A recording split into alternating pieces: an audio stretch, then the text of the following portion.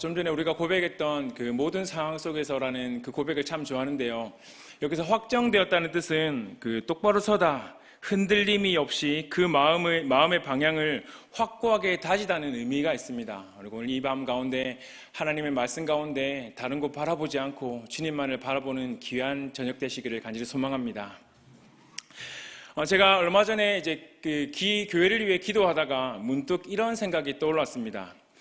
그것은 바로 우리 교회의 모든 예배와 모임이 개판 5분 전이었으면 좋겠다라는 말입니다. 네. 갑자기 무슨 생뚱맞은 소리냐라고 생각하실 수 있겠지만 이 개판 5분 전이란 말은 우리가 흔히 알고 있는 뜻과는 다릅니다. 여기서 개판은 이 강아지를 뜻하는 것이 아니라 한문으로 열릴 개를 쓰고 있습니다. 다시 말해 이 판이 열리기 5분 전이라는 뜻입니다. 개판 5분 전의 어원은 6.25 전쟁 때부터 시작되었다고 합니다. 이 당시 많은 피난민들이 생겨났죠. 이들은 매일매일 밥을 굶는 일이 일쑤였고 또한 피난 온 사람들을 위해서 여러 곳에서 밥을 배급하는 일이 있었습니다. 사람들이 흩어져 있다가 밥을 배급하는 사람들이 개판 5분 전 이렇게 얘기하는 겁니다. 다시 말해 밥 배급 5분 전, 밥 배급 5분 전이라고 외치면서 그때 외치면 서로 배급하는 곳으로 달려들어 사람들이 아수라장이 되는 것에서 유래되었다고 합니다. 이 말은 어떻게 보면 참으로 우리나라의 가슴 아픈 역사를 고스란히 담고 있습니다. 여튼 제가 이 교회를 위해 기도하다가 이런 생각이 든 겁니다. 우리 교회의 모든 예배와 모임이 개판 5분 전이 되었으면 좋겠다고요. 가난한 마음과 상한 심령을 가지고 정말 사슴이 시냇물을 찾기에 갈급하듯이 우리 교회의 모든 예배와 모임에 우리 모든 성도님들이 너도 나도 하나님의 은혜를 사모하며 그 은혜를 맛보기 위해 막 몰려드는 그러한 모습을 기도하면서 떠올려 보았습니다. 아니, 떠올리기만 한 것이 아니라 그렇게 되기를 저는 소망하며 기도하고 있습니다. 특별히 우리가 2020년도를 시작하면서 온 가족이 함께 드리는 새벽 기도로 하나님께 영광을 올려드리고 있습니다. 이번 한 주 우리가 간절하게 정말 주님 앞에 결단하며 나아갑시다. 주님, 제가 하나님의 선하신 은혜를 맛보길 소망합니다. 주님과 만나는 시간이 즐겁고 행복한 시간이 되기를 소망합니다. 정말 이러한 결단과 고백들이 많아져 올 한 해 우리 교회의 모든 예배와 모임이 개판 5분 전 같은 상황이 되기를 간절히 소망합니다. 아멘이십니까? 네. 그리고 몰려들었으면 좋겠습니다. 오늘은 요한일서 말씀을 같이 살펴보기 앞서 이 요한서신에 대해 짧게 살펴보려고 합니다. 요한 1, 2, 3서 이 세 권이라고 하면 대개 사람들은 당연히 사랑이라는 단어를 떠올리게 됩니다. 왜냐하면 요한 1, 2, 3서에 보면 이 사랑이란 단어가 참 많이 나옵니다. 오늘 보면 요한 1서에서도 사랑이란 말이 엄청나게 많이 나오는 것을 볼 수 있습니다. 여튼 요한 서신에서 사랑이 나오는 이 대표 구절을 제가 한 구절씩을 한번 골라서 뽑아보았습니다. 제가 한번 읽어드리겠습니다. 요한일서 4장 7절에서 8절 말씀입니다. 사랑하는 자들아, 우리가 서로 사랑하자. 사랑은 하나님께 속한 것이니 사랑하는 자마다 하나님으로부터 나서 하나님을 알고 사랑하지 아니하는 자는 하나님을 알지 못하나니 이는 하나님은 사랑이심이라. 아멘.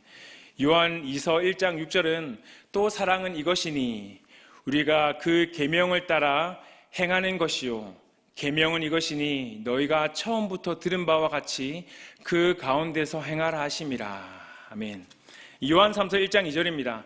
사랑하는 자여 내 영혼이 잘됨 같이 내가 범사에 잘되고 강건하기를 내가 간구하노라. 아멘. 요한 서신의 말씀을 다 살펴보지는 않았지만 요한 서신은 그 하나님의 사랑과 이 형제 사랑을 강조하고 있는 편지입니다. 그러나 이 요한 서신은 사도 요한이 맡고 있던 이 소아시아 지역의 교회가 큰 어려움을 겪고 난 후에 이 교회를 위로하고 권면하기 위해 쓰여진 편지입니다. 즉 요한서신은 이 큰 고통과 갈등 가운데 쓰여졌습니다. 제가 요한서신을 묵상하고 읽을 때는 그냥 너무나도 좋았습니다. 아무것도 모르고. 하지만 설교를 준비하기 위해서 이 자료를 찾아보고 배경을 찾아보니 이 막연하게 좋고 어렵다고 느껴졌던 말씀의 구절들이 이 구체적인 갈등과 또 고통 가운데 쓰여진 것을 알았을 때 이 말씀이 새롭게 묵상되어졌습니다. 오늘 우리가 살펴볼 요한일서의 목적은 예수 그리스도가 참 하나님이시고 그가 영생인 것과 또 아들이 있는 자에게는 영생이 있는 것을 알리려는 데 있습니다. 그리고 요한일서의 목적은 이 요한복음과 거의 일치합니다. 그리스도께서 친히 육신이 되어 이 땅에 오셨다는 것과 또 그리스도는 생명이시고 진리이시다는 것, 또 빛과 어둠에 대해서 이야기를 하고 독생자를 보내신 하나님의 사랑에 대해서 말을 하고 이 사랑의 계명에 대해서 말하고 또 믿는 신자들이 하나님 안에 거하라 라는 말 등등 요한복음과 너무나도 비슷한 점이 많습니다. 그래서 요한일서를 해석할 때 이 요한복음과 같이 해석하는 것이 아주 중요하다고 이 성경 주석가들은 말하고 있습니다. 다시 돌아와서 이 요한일서는 공동체 내의 분열에 대해 심각하게 지적을 하고 있습니다. 공동체 안에는 이단으로부터 위협을 받을 뿐만 아니라 이 내부적으로도 분열을 겪고 있었습니다. 특히 그들은 이단의 공격으로 심한 갈등을 겪게 되는데 그 이단은 예수 그리스도의 성육신을 부인하고 구원은 이 육체와 상관이 없으며 육체는 그냥 악하고 천한 것이다 라고 생각했었습니다. 그래서 이들은 어떻게 신이 이 악하고 천한 인간 몸에 신이 들어올 수 있겠냐며, 다시 말해 예수님께서 어떻게 이 악하고 천한 몸에 들어온다는 것은 있을 수 없는 일이다 라고 이 잘못된 이단 사상을 가진 자들과 심한 갈등을 겪고 있었습니다. 그래서 오늘 우리가 살펴볼 요한일서는 이런 이단 사상에 대항하여 올바른 신앙을 가르쳐주고 또 그리스도에 대한 바른 지식을 성도들에게 가르쳐 주어서 그들로 하여금 그리스도에 대한 바른 지식을 성도들에게 가르쳐 주어서 그들로 하여금 진리 되신 그리스도를 통하여 하나님과 참되고 이 살아있는 교제를 하기 위해 쓰여졌다는 것을 기억하시고 오늘 본문을 같이 보았으면 좋겠습니다. 먼저 오늘 본문 요한일서 1장 5절을 보시면 이렇게 말하고 있습니다. 우리가 그에게서 듣고 너에게 전하는 소식은 이것이니 곧 하나님은 빛이시라 그에게는 어둠이 조금도 없으시다는 것이니라 라고 말하고 있습니다. 우리가 그에게서는 그는 예수님이겠죠. 예수님에게서 듣고 너에게 전하는 소식은 이것이다 라고 합니다. 전하는 소식은 이것인데 이것은 1장 1절부터 4절까지에 잘 설명이 되어 있습니다. 한마디로 말하면 생명의 말씀입니다. 1장 1절을 보시면 태초부터 있는 생명의 말씀에 관하여는 우리가 들은 바요 눈으로 본 바요 자세히 보고 우리의 손으로 만진 바라 라고 하면서 2절부터 그 생명에 대해 설명하고 있습니다. 이 생명은 2절에 아버지와 함께 계시다가 우리에게 나타나신 바 되었다라고 말하고 있습니다. 요한복음 1장에도 이렇게 말하고 있습니다. 요한복음 1장 1절에서 2절은 태초에 말씀이 계시니라 이 말씀이 하나님과 계셨고 이 말씀은 곧 하나님이시라 그가 태초에 하나님과 함께 계셨고 생명의 말씀이신 예수님께서 태초부터 하나님과 함께 계셨음을 말씀하고 있습니다. 그리고 말씀이 예수님이신데 요한복음 1장 4절을 보면 예수님은 생명이라고 말하고 있습니다. 그래서 요한이 사람들에게 전하는 이 소식은 생명의 말씀이다. 생명의 말씀은 곧 예수 그리스도다라는 것을 우리는 알 수 있습니다. 또한 요한이 이 생명의 말씀을 듣고 사람들에게 전하게 되는데 무엇을 전하느냐? 두 가지를 말하고 있습니다. 하나는 하나님은 빛이시다. 그리고 하나는 그에게는 어둠이 조금도 없으시다라는 것을 이 두 가지를 전하고 있습니다. 먼저 하나님은 빛이시다에 대해서 한번 살펴봅시다. 요한복음 9장 5절은 예수님께서 내가 세상에 있는 동안에는 세상의 빛이다라고 말하고 있습니다. 그런데 이 빛을 원어로 보면 헬라어로 포스입니다. 그런데 이 포스에는 관사가 없습니다. 이 관사는 명사 앞에 붙어서 그 명사의 뜻에 제한을 두는 낱말으로 보통 on, 더가 붙죠. 그런데 이 원어에는 이 빛, 포스에는 관사가 붙지 않습니다. 이것은 빛 자체가 이 하나님의 본질임을 강조하고 있습니다. 우리 하나님의 첫 창조 사역은 빛을 창조하신 것입니다. 창세기 제일 처음 하나님께서 하신 말씀은 빛이 있으라입니다. 빛이 있으라. 이 빛은 하나님께서 창조하신 것을 볼 수 있게 하고 또 생명이 살 수 있게 하는 빛입니다. 이 빛이 인간이 이해할 수 있는 범주 내에서 하나님을 가장 가깝게 표현하는 단어입니다. 그리고 두 번째, 그에게는 어둠이 조금 더 없으시다는 것입니다. 이 표현은 하나님의 거룩하심을 표현하는 단어입니다. 요한복음 8장 12절은 예수님께서 또 말씀하여 이르시되 나는 세상의 빛이니 나를 따르는 자는 어둠에 다니지 아니하고 생명의 빛을 얻으리라 라고 말하고 있습니다. 나를 따르는 자는 생명의 빛을 얻는다 라고 말입니다. 참으로 감사한 것은 우리는 하나님을 믿는 동시에 우리는 빛의 자녀가 된다는 것입니다. 에베소서 5장 8절은 너희가 전에는 어둠이더니 주 안에서 빛이라 빛의 자녀들처럼 행하라. 아멘. 뭐라고요? 너희가 전에는 어둠이더니 주 안에서 빛이라. 그리고 골로새서 1장 13절은 그가 우리를 흑암의 권세에서 건져내사 그의 사랑의 아들의 나라로 옮기셨으니, 또 베드로전서 2장 9절에서 10절은 그러나 너희는 택하신 족속이요 왕같은 제사장들이요 거룩한 나라요 그의 소유가 된 백성이니 이는 너희를 어두운 데서 불러내어 그의 기이한 빛에 들어가게 하신 이의 아름다운 덕을 선포하게 하려 하심이라. 너희가 전에는 백성이 아니더니 이제는 하나님의 백성이요 전에는 긍휼을 얻지 못하였더니 이제는 긍휼을 얻은 자니라. 아멘. 우리는 하나님을 믿는 동시에 그분을 따를 때 하나님께서는 친히 그분의 백성을 삼아주시고 또 우리를 긍휼히 여겨주셔서 또 어두운 데서 불러내어 빛으로 우리를 인도해 주심이 너무나도 감사하지 않습니까? 이것이 은혜입니다. 자격 없는 자에게 거저주시는 하나님의 은혜. 하지만 저와 여러분은 하나님을 믿고 또 따르기로 결단하며 살아가지만 여전히 형편이 없고 죄가 충만한 모습을 많이 봅니다. 날마다 하나님 앞에 부끄러운 모습으로 살아가지만 우리 하나님은 항상 그 자리에 계시고 항상 우리와 함께 하시고 날마다 우리에게 은혜 주심이 얼마나 감사한지 모릅니다.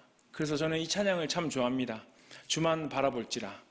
그 중에서 이런 가사의 고백이 있죠. 어둠에 밝은 빛을 비춰주시고 나의 작은 신음에도 응답하시니 내가 어느 곳에 있든지 주를 바라고 주만 바라볼지라. 사랑하는 여러분, 날마다 그 빛 가운데 거하시는 여러분들 되시기를 간절히 소망합니다. 이 6절을 한번 살펴봅시다. 6절을 우리 다 같이 한번 읽어봅시다. 시작.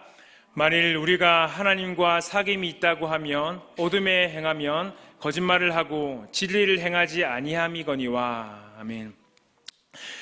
만일 우리가 그분과 함께 교제를 나누고 있다고 하는 것을 있다는 것을 말하고 우리가 어둠 가운데 행한다면 우리가 거짓말을 하고 진리를 행하지 않는다라고 말하고 있습니다.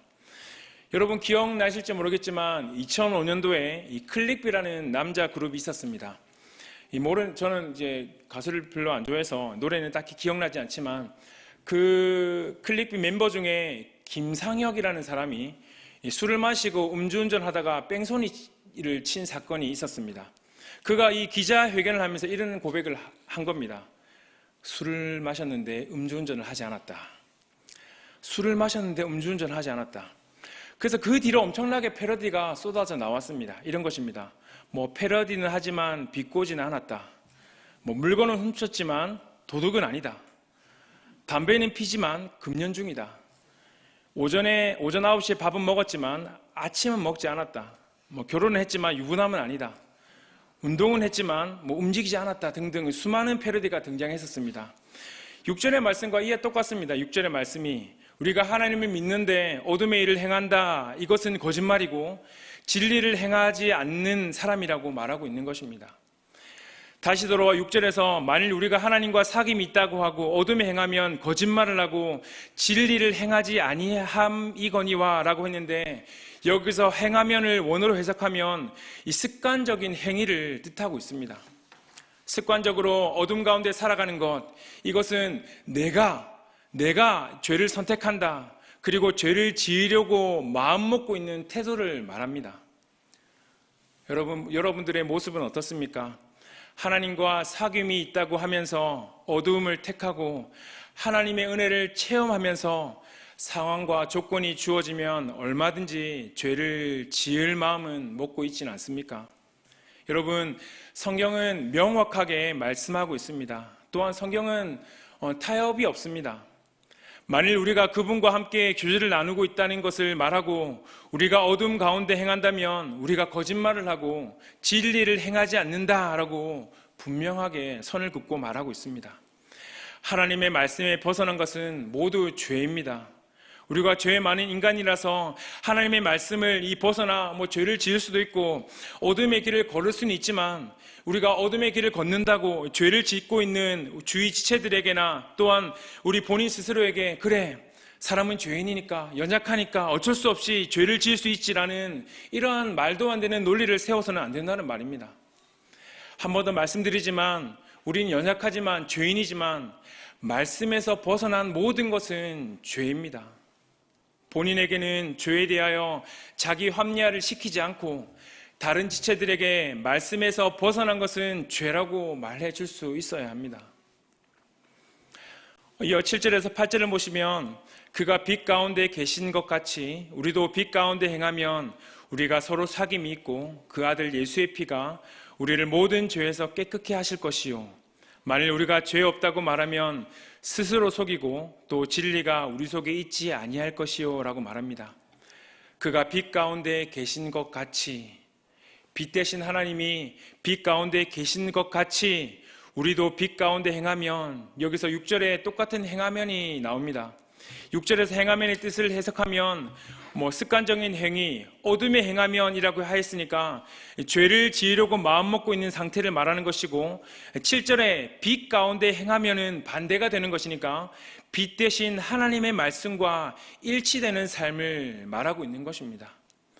그래서 빛 대신 하나님의 말씀과 일치되는 삶을 살아가면 하나님과 사귀는 삶을 살아가고 있다라고 말하는 것입니다. 당연한 거죠. 계속해서 말하고 있는 부분이지만 우리가 하나님을 믿는다고 하면서 말씀대로 살아가지 않거나 하나님의 말씀과 일치된 삶을 살아가지 않는 것은 올바른 신앙이 아니라는 말입니다. 가짜 신앙인 거죠. 지금 이 시대에 복음 때문에 핍박을 받아야 되지만 이 복음 때문이 아니라 하나님을 믿는다고 하면서 어둠의 일을 행하니까 하나님이 욕을 먹고 있는 겁니다. 교회도 마찬가지죠. 마태복음 5장에서 이렇게 말씀하고 있습니다. 나로 말미암아 너희를 욕하고 박해하고 거짓으로 너희를 거슬러 모든 악한 말을 할 때는 복이 있나니 기뻐하고 즐거워하라. 하늘에서 너희의 상이 큼이라. 너희 전에 있던 선지자들도 이같이 박해를 당했다라고 말하고 있습니다. 지금 이 시대를 살아가는 우리는 이 하늘의 상급을 바라보고 기뻐하고 즐거워해야 될 게 아니고 지금 이 무너져 있는 하나님의 나라를 바라보며 애통하며 기도해야 될 줄 믿습니다. 또한 자신을 또 바라보고 말입니다. 이 무너져 있는 이 자신을 위해 또 하나님의 나라를 바라보며 애통하며 기도하는 이들은 빛 가운데 행하는 자들입니다. 어둠 가운데 행하는 자들은 알지 못합니다. 왜냐하면 어둠이 그들의 눈을 가리워서 바라보지 못하게 하기 때문입니다. 너희가 전에는 어둠이더니 주 안에서 빛이라. 빛의 자녀들처럼 행하라. 아멘. 빛의 자녀들만이 이 일을 감당할 수 있습니다. 여러분 모두 빛 가운데 행하시며 영적으로 무너져 있는 우리의 모습과 또 가정과 사회를 바라보며 하나님께 긍휼을 구하는 자들이 되기를 간절히 소망합니다. 계속해서 빛 대신 하나님의 말씀과 일치되는 삶, 곧 빛 가운데 행하면 하나님과 사귐이 있다라고 말하면서 그 아들의 예수의 피가 우리를 모든 죄에서 깨끗게 하실 것이요 라고 말을 하고 있습니다. 이것 또한 얼마나 감사한 일인지 모릅니다. 그 하나님과 사귀면 우리의 모든 죄의 허물을 예수 그리스도의 피로 용서해 주시며 깨끗게 해주신다고 하죠. 그리고 8절은 만일 우리가 죄 없다고 말하면 스스로 속이고 또 진리가 우리 속에 있지 아니할 것이요 라고 말하는데 이것은 얼마나 무서운 말입니까? 만일 우리가 죄 없다고 말하면 이것은 마귀의 주장과 다를 바가 없습니다. 요한복음 8장 44절에서 마귀에 대해 이렇게 말하고 있습니다. 그는 처음부터 살인한 자요 진리가 그 속에 없음으로 진리에 서지 못하고 거짓말할 때마다 제 것으로 말하나니 이는 그가 거짓말쟁이요 거지의 아비가 되었습니다. 그래서 우리가 만일 죄 없다고 말하면 스스로 속이고 진리가 우리 속에 있지 아니할 것이다 라고 말하고 있습니다. 여러분, 우리는 이러한 교만함에 빠져서는 결코 안 될 것입니다. 어두움에 우리 자신을 내어 주어서도 안 될 것입니다.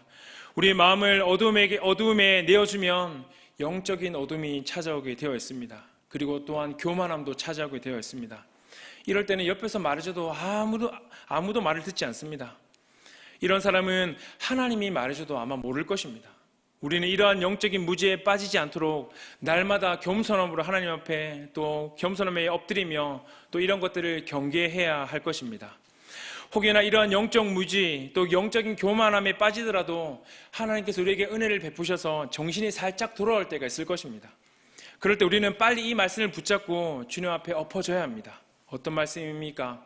우리가 구절을 한번 다 같이 읽어봅시다. 시작. 만일 우리가 우리 죄를 자백하면 그는 미쁘시고 의로우사 우리 죄를 사하시며 우리를 모든 불의에서 깨끗게 하실 것이요. 아멘. 한 번 더 고백해 봅시다. 만일 우리가 우리 죄를 자백하면 그는 미쁘시고 의로우사 우리 죄를 사하시며 우리를 모든 불의에서 깨끗하게 하실 것이요. 아멘.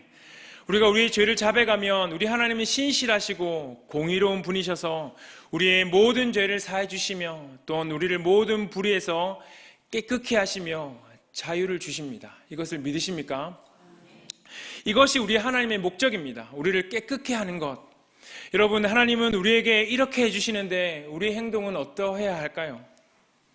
하나님의 빛이 우리의 영혼에 비추어져서 우리의 더럽고 추악한 죄를 발견하고 그것을 돌이켜 하나님 앞에서 우리의 죄인됨과 또 연약함을 고백함으로 그 죄와의 관계를 과감히 끊어버려야 합니다. 잠언 28장 13절에 이렇게 말하고 있습니다. 자기의 죄를 숨기는 자는 형통하지 못하나 죄를 자복하고 버리는 자는 불쌍히 여김을 받으리라 라고 말하고 있습니다. 또 시편 32편 1절에서 5절을 제가 새 번역 성경을 읽어드리겠습니다. 복되어라 거역한 죄 용서받고 허물을 벗은 그 사람, 주님께서 죄 없는 자로 여겨주시는 그 사람, 마음에 속임수가 없는 그 사람, 그는 복되고 복되다. 내가 입을 다물고 죄를 고백하지 않았을 때에는 온종일 끊임없는 신음으로 내 뼈가 녹아내렸습니다. 주님께서 밤낮으로 나를 짓누르셨기에 나의 혀가 여름 가뭄에 풀 마르듯 말라버렸습니다. 드디어 나는 내 죄를 주님께 아뢰며 내 잘못을 덮어두지 않고 털어놓았습니다. 내가 주님께 거역한 나의 죄를 고백합니다 하였더니 주님께서는 나의 죄악을 기꺼이 용서하셨습니다. 아멘. 우리 하나님은 이런 분이십니다. 이제 오늘 본문의 마지막 본문인 10절입니다. 제가 읽어드리겠습니다. 만일 우리가 범죄하지 아니하였다 하면 하나님을 거짓말하는 이로 만드는 것이니 또한 그의 말씀이 우리 속에 있지 아니하리라. 아멘. 계속해서 똑같은 말을 하고 있습니다.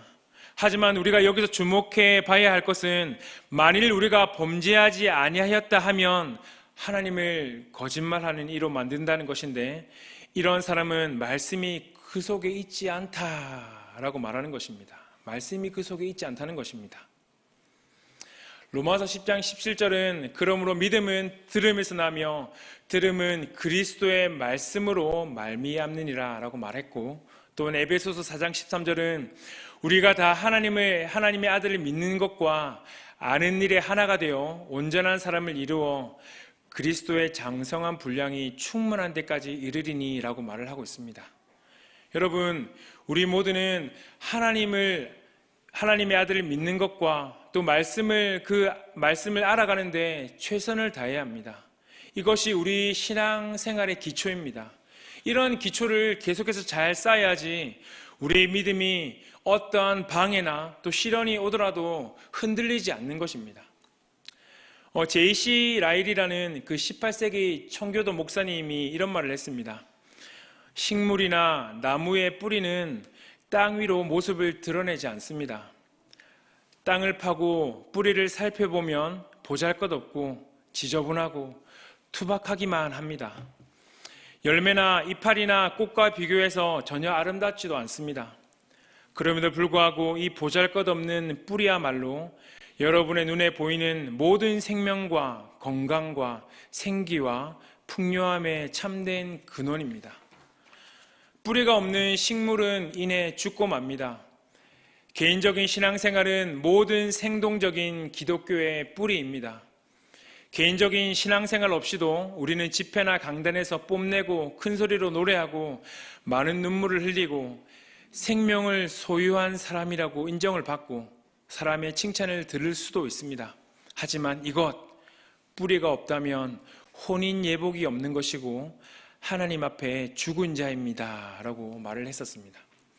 사랑하는 여러분, 우리의 신앙과 믿음의 뿌리는 하나님께 주시는 그 좋은 양분을 받아들여 땅 밑 깊숙이 뿌리 내려가고 있습니까? 아니면 메말라 가고 있습니까? 아니면 메말라 있습니까? 지금까지 그래왔듯이 매년마다 우리는 많은 결단을 합니다. 제가 이런 글을 봤는데요. 새해라고 변할 나였으면 10년 전에 이미 변했겠지 라는 말을 그런 글귀를 봤습니다. 참 안 변합니다. 하지만 우리 하나님은 변하시지 않으시죠. 그렇다면 올 한 해 우리에게 주어진 삶을 정말 살아내면서 우리 자신을 믿지 맙시다. 변하지 않으시고 우리의 반석 되시고 우리의 소망 되시는 그 주님 앞에 엎드려서 그 주님과 교제하며 삶을 살아갔으면 좋겠습니다. 오늘 새벽에 담임 목사님께서 말씀하셨듯이 우리의 시선을 우리의 상황에만 머물러 있게 하지 맙시다. 우리는 여전히 부족함 투성이지만 부족한 우리를 통해 일하실 하나님으로부터 오는 그 큰 일, 큰 것을 우리가 모두 기대했으면 좋겠습니다. 큰 일을 행하시는 주님을요. 그래서 우리가 주님 앞에 설 때까지 끊임없이 해야 할 것은 날마다, 매 시간마다, 매 분마다, 매 초마다 그 빛 가운데 나아가는 것입니다. 사랑하는 여러분, 빛 대신 주님 앞에 나아가 겸손하게 엎드립시다. 주님 앞에 겸손하게 엎드려 주님의 이름을 부를 때마다 우리 안에 부어주시는 그 새 소망, 그 은혜를 가지고 우리에게 주어진 삶을 그냥 화려하게 아니더라도 묵묵하게 살아갑시다. 그렇게 걸어갑시다. 이것이 하나님께서 우리에게 원하시는 참된 신앙의 모습입니다. 이를 위해 큰 일을 행하시고 또 우리의 빛 되시는 주님 앞으로 날마다 나아가 날마다 승리하며 살아가시는 우리 모든 성도님들 되시기를 간절히 소망합니다.